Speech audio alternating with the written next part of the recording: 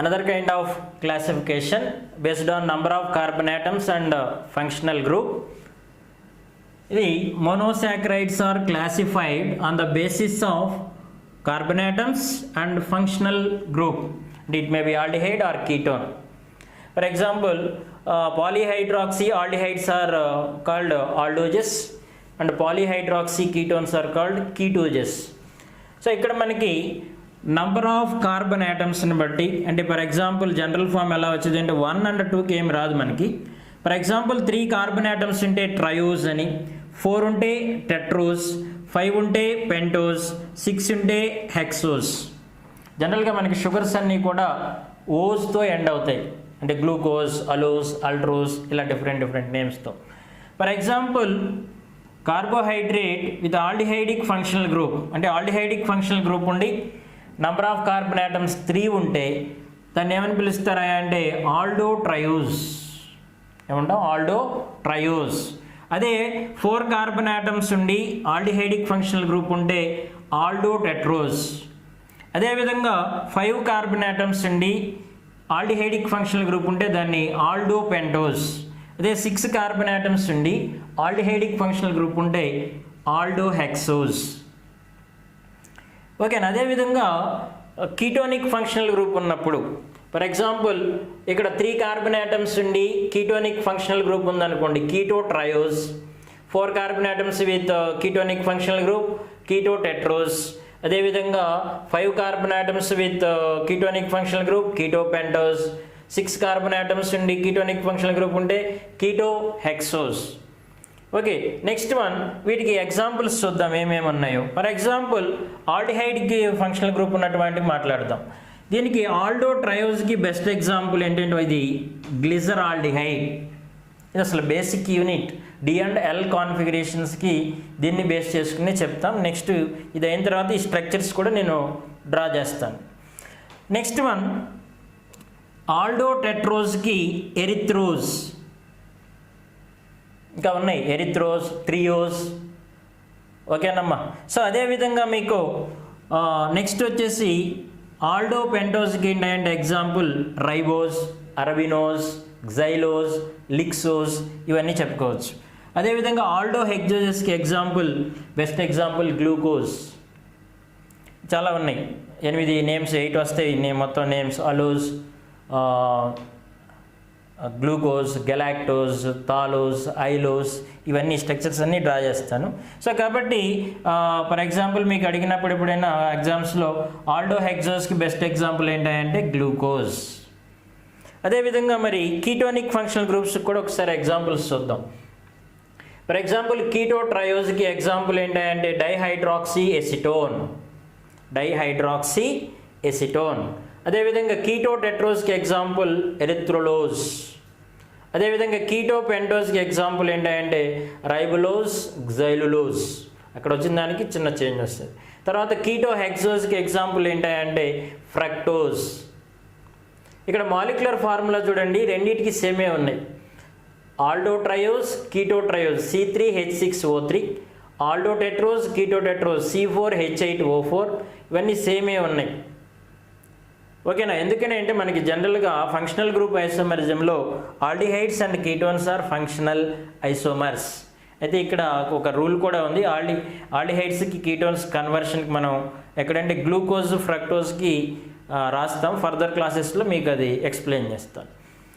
Next ఈ structures ఒకసారి నేను డ్రా చేస్తాను. మనం 3 carbon atoms with aldehydic functional group అయితే ఆల్డో ట్రయోస్ అన్నాం. దానికి ఎగ్జాంపుల్ గ్లిజర్ ఆల్డిహైడ్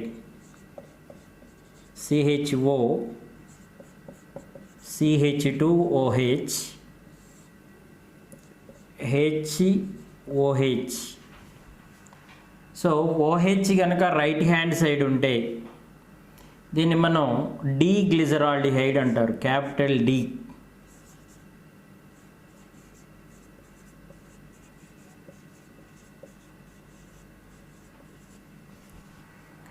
సో అదేవిధంగా దీని isomer CHO, CH2OH, H and OH. So ఇది మిర్రర్ ఇమేజ్. దీన్ని ఏమంటారు అంటే ఎల్ గ్లిజరాల్డిహైడ్ అంటారు.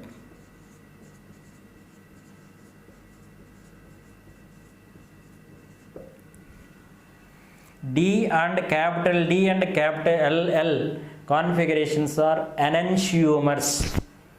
Enantiomers అంటే non superimposable mirror images. Superimpose అంటే ఫర్ ఎగ్జాంపుల్ చేయండి ఇలా పెట్టామనుకోండి, ఇది సూపర్ ఇంపోజ్. ఓకే, అదే ఇలా ఉందనుకోండి non super imposable mirror images, వాటిని మనం ఎనెన్షియోమర్స్ అంటారు. ఓకే, మనం అద్దం ముందు నుంచున్నప్పుడు లెఫ్ట్ రైట్గా అలా కనపడుతూ ఉంటుంది. సో కాబట్టి వీటిని ఏమని చెప్పొచ్చాయంటే యాక్చువల్గా ఎనెన్షియోమర్స్ అంటారు. ఈ రెండింటిని ఎనెన్షియోమర్స్. అయితే ఇక్కడ క్యాపిటల్ డి అంటే డెక్స్ట్రో లీవోలు కాదు, చాలా జాగ్రత్తగా గుర్తుపెట్టుకోవాలి. ఓన్లీ కాన్ఫిగరేషన్ మాత్రమే రిప్రజెంట్ చేస్తారు. ఇది బేసిక్ స్టాండర్డ్ యూనిట్. జనరల్గా మనకి ఈ కార్బోహైడ్రేట్స్ని 2 ఫ్యామిలీస్గా డివైడ్ చేయడం జరిగింది. అది ఒకటి D family, another one L family. D family, L family. దీనికి with respect to remaining all carbohydrates, వీటన్నిటిని మనం దేన్ని బట్టి చెప్తారా అంటే బేసిక్ యూనిట్ ఏంటంటే గ్లిజరాల్డిహైడ్, అంటే విత్ రెస్పెక్ట్ టు గ్లిజరాల్డిహైడ్తోనే చెప్తాం మనం. సో కాబట్టి ఇది very very very very very important. So కాబట్టి అవుటర్ మోస్ట్ కైరాల్ సెంటర్ ఇక్కడ ఉన్నది ఒకే ఒక కైరాల్ సెంటర్. ఇది ఆప్టికల్లీ యాక్టివ్. ఫర్ ఎగ్జాంపుల్ ఇది డెక్స్ట్రో అయితే అది లీవో అయితే, అది డెక్స్ట్రో అయితే ఇది లీవో అయితే, ఎందుకంటే బోత్ ఆర్ ఐసోమర్స్. ఓకేనా? సో కాబట్టి next one, for example 4 carbon atoms ఉన్నది ఏంటో చూద్దాం ఒకసారి. 4 కార్బన్ ఆటమ్స్ ఉండి CHO aldehydic functional group, CH2OH, HOH, HOH. దీన్ని డి ఎరిథ్రోజ్ అంటారు. Capital D erythrose.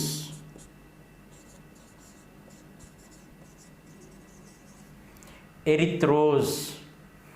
సో అదేవిధంగా దీనికి CHO aldehydic functional group, CH2OH, HOH, HOH. దీన్ని D3Os అంటారు. నేను ఓన్లీ డి కాన్ఫిగరేషన్సే రాస్తున్నా. D3Os. సో ఇది ఎల్ ఐసోమర్గా జాగ్రత్త గుర్తుపెట్టి దీన్ని ఎలా ఐడెంటిఫై చేయటం అన్నప్పుడు క్యాపిటల్ డి క్యాపిటల్ అనేటువంటిది ఇక్కడ చూడండి, ఇది ఒక కైరాల్ సెంటర్, ఇది ఒక chiral centre. Outer most chiral సెంటర్ని చూడండి, ఇక్కడ లాస్ట్ కైరాల్ సెంటర్ ఏదైతే ఉందో ఇక్కడ OH రైట్ హ్యాండ్ సైడ్ ఉంటే కనుక డి, అదే OH ఇక్కడ కూడా ఏముంది రైట్ హ్యాండ్ సైడే ఉంది. లాస్ట్ బాటమ్ చూడాలి, ఇది చూడాలి మీరు. సో కాబట్టి డి ఎరిథ్రోస్, D3Os ఇవి ఎనెన్షియోమర్సా? కాదు, వీటిని డయాస్టీరియోమర్స్ అంటారు. అదేవిధంగా ఇంకొకటి కూడా చెప్పొచ్చు ఇక్కడ మనం, epimers. Objective point of view ఎక్కువగా అడుగుతూ ఉంటారు. ఎపిమర్స్ అంటే molecules having more than 1 chiral centre but configuration differ at only 1 chiral centre. ఏదైనా మాలిక్యూల్స్లో మోర్ దాన్ 1 కైరాల్ సెంటర్ ఉండాలి, ఒకే కైరాల్ సెంటర్ ఉండకూడదు. సో ఫర్ ఎగ్జాంపుల్ ఇది చూడండి, కాన్ఫిగరేషన్ వేరు కానీ దీస్ ఆర్ ఎపిమర్స్. ఏది D glyceraldehyde, L glyceraldehyde. Epimers కాదు, ఎందుకంటే ఓన్లీ 1 కైరాల్ సెంటర్ ఉంది, ఆప్టికల్లీ యాక్టివే. బట్ ఏముండాలి మాలిక్యూల్లో మోర్ దాన్ 1 కైరాల్ సెంటర్ ఉండాలి. ఫర్ ఎగ్జాంపుల్ ఇక్కడ చూడండి 2 కైరాల్ సెంటర్స్ ఉన్నాయి, బట్ ఈ రెండింటిని మీరు కంపేర్ చేస్తే, సో ఇక్కడ ఇది 1 అనుకుంటే ఫస్ట్ కార్బన్, ఇది second carbon, third and 4 right, ఇది థర్డ్ కార్బన్. ఇక్కడ చూడండి 1 2 3 4. సో కాన్ఫిగరేషన్ చూడండి, ఇక్కడ సెకండ్ కార్బన్ రివర్స్ ఉంది, ఇక్కడ HOH ఉంది, ఇక్కడ OH ఉంది. మరి third carbon HOH HOH, no change. కాబట్టి మోర్ దాన్ 1 కైరాల్ సెంటర్ ఉంది, బట్ కాన్ఫిగరేషన్ చూడండి ఎక్కడ డిఫర్ అయింది, సెకండ్ కార్బన్ దగ్గర డిఫర్ అయింది. సో కాబట్టి D erythrose and D threose are C2 epimers. ఈ రెండింటిని ఏమని చెప్పొచ్చాయంటే C2 ఎపిమర్స్ అంటారు. జాగ్రత్తగా వినాలి, మాలిక్యూల్లో మోర్ దాన్ 1 కైరాల్ సెంటర్ ఉండాలి, బట్ కాన్ఫిగరేషన్ ఓన్లీ 1 కైరాల్ సెంటర్లోనే డిఫర్ అవ్వాలి. అలా డిఫర్ అయితేనే వాటిని మనం ఏమంటామంటే ఎపిమర్స్. కాబట్టి ఈ రెండు both D erythrose and D threose both are C2 epimers. ఎక్కడ డిఫర్ అయినాయి, C2 దగ్గర డిఫర్ అయినాయి. సార్ ఇది కూడా కాన్ఫిగరేషన్ డిఫర్, కానీ మోర్ దాన్ 1 కైరాల్ సెంటర్ లేదు. ఓకేనమ్మా. సో ఇవి ఎపిమర్స్. నెక్స్ట్ వచ్చే వాటిలో కూడా మీరు చెప్పొచ్చు కావాలనుకుంటే. మీకు ఆబ్జెక్టివ్లో C2 ఎపిమర్స్, C3 అలా డిఫరెంట్గా అడగచ్చు. అయితే మీరు జాగ్రత్తగా ఐడెంటిఫై చేయాల్సింది ఏంటంటే మోర్ దాన్ 1 కైరాల్ సెంటర్ ఉండాలి, బట్ కాన్ఫిగరేషన్ ఓన్లీ ఒక ప్లేస్లోనే డిఫర్ అవ్వాలి. అలా అయితేనే వాటిని మనం ఎపిమర్స్ అంటారు. ఆ కార్బన్ని మెన్షన్ చేస్తాం, D erythrose, D threose are C2 epimers. ఆ విధంగా next one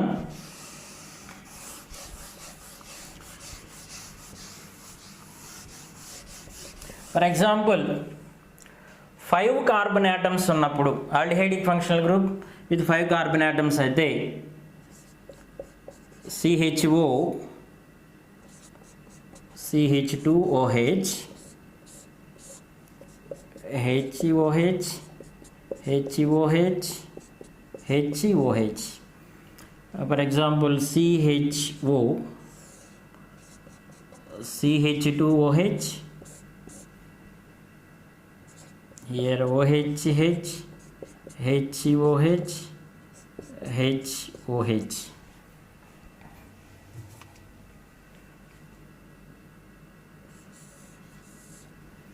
Next one, CHO, CH2OH,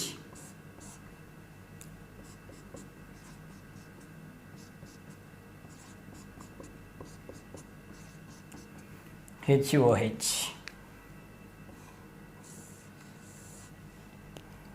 Next one, CHO, CH2OH,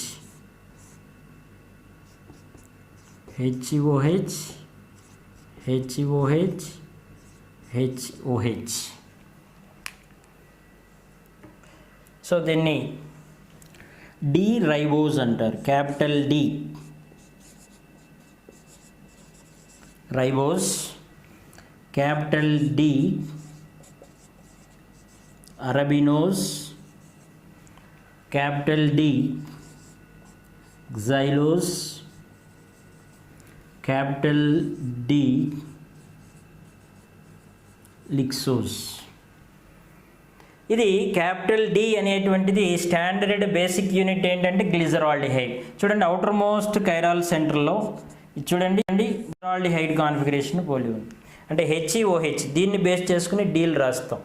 so కాబట్టి దీని ప్రకారం మనకి ఇది కూడా అంతే, all are D ribose, D arabinose, D xylose, D లిక్సోస్.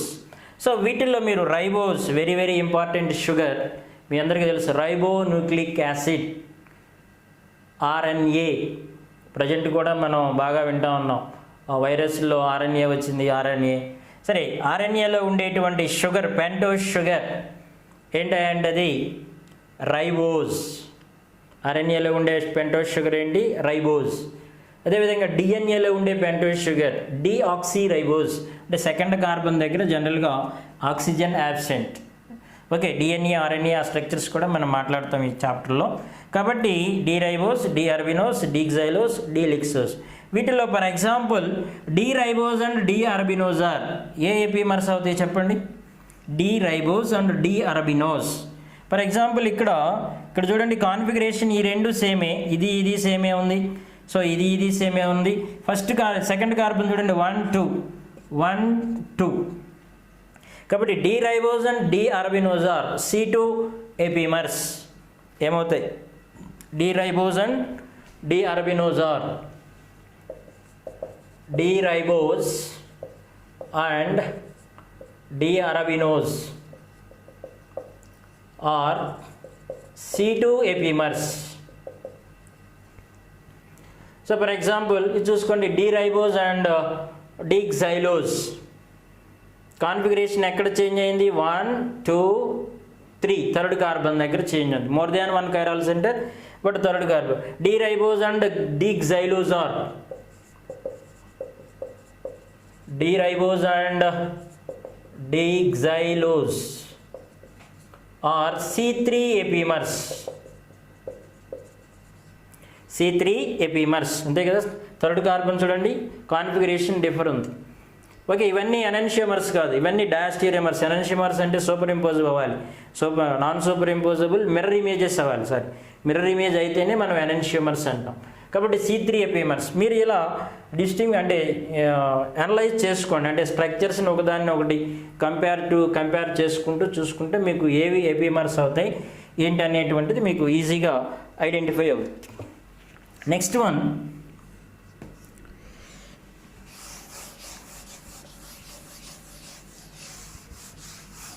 Glucose 6 carbon atoms అండి. ఫంక్షనల్ గ్రూప్ ఉంటే కనుక మనం వాటిని ఏమంటారా అంటే 8 స్ట్రక్చర్స్ వస్తాయి. సరే, వీటిని ఈ ఎండ్లో రాస్తాను.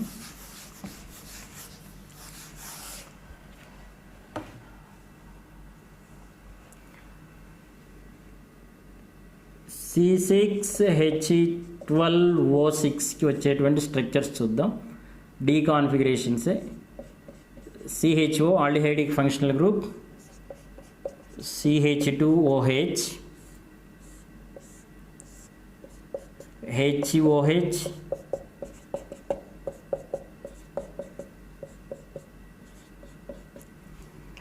ఇది డి కాన్ఫిగరేషన్. చూడండి, D HOH right hand side ఉంది కాబట్టి డి అలోస్. డి అనేటువంటిది క్యాపిటల్ డి కాన్ఫిగరేషన్నే తెలియజేస్తుంది, ఆప్టికల్ యాక్టివ్ రొటేషన్ తెలియజేయదు. డెక్స్ట్రో, లీవో అవి మళ్ళీ ఫర్దర్గా మనం మెన్షన్ చేస్తాం. For example glucose dextrorotatory కాబట్టి డెక్స్ట్రూజ్ అంటారు, అది ప్లస్ సైన్తో ఇండికేట్ చేస్తాం. లీవో అయితే మైనస్ సైన్ తోటి మనం ఇండికేట్ చేస్తాం. ఓకేనా. సో కాబట్టి దీని ప్రకారం మనకి allose. Next one CHO, CH2OH, 1 2 3 4 OH remaining and the same.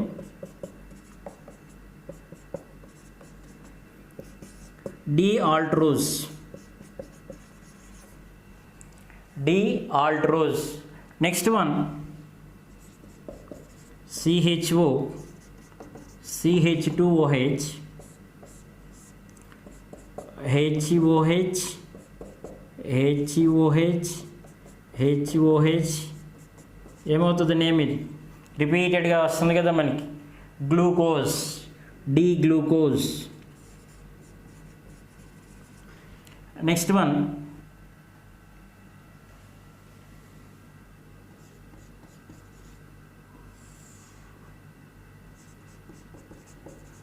CH2OH,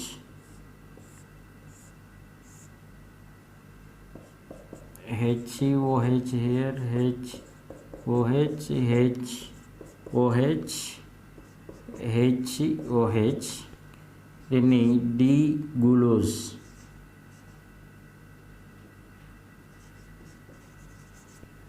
D glucose. Next one CHO, CH2OH,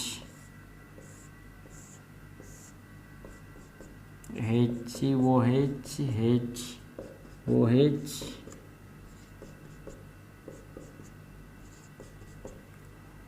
D mannose,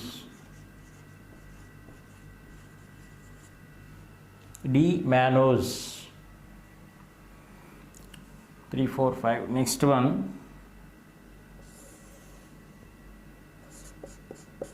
CHO, CH2OH, HOH,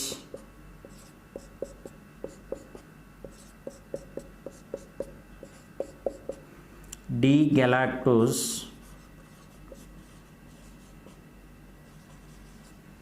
galactose మనకి రిపీటెడ్గా వస్తుంది. ఇది ఒకటి గుర్తుపెట్టుకోండి, ఇంపార్టెంట్. జస్ట్ మిడిల్లో 2 కార్బన్స్కి రివర్స్ ఉంటాయి, OH లెఫ్ట్ హ్యాండ్ సైడ్ ఉంటాయి. నెక్స్ట్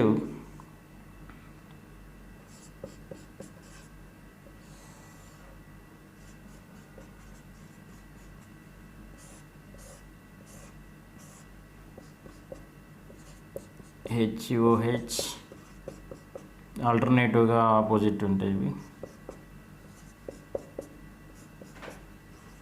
HOH దీన్ని అయోడోజ్ అంటారు, D.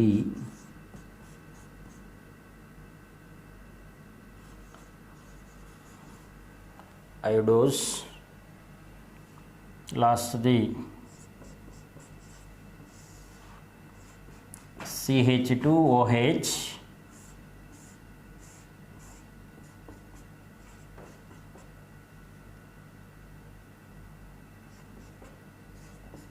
HOH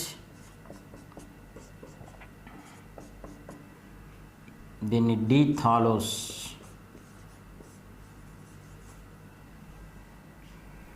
సో అన్నీ కూడా D ఫార్మ్స్ ఏవి అంటే these configurations represented with respect to glyceraldehyde.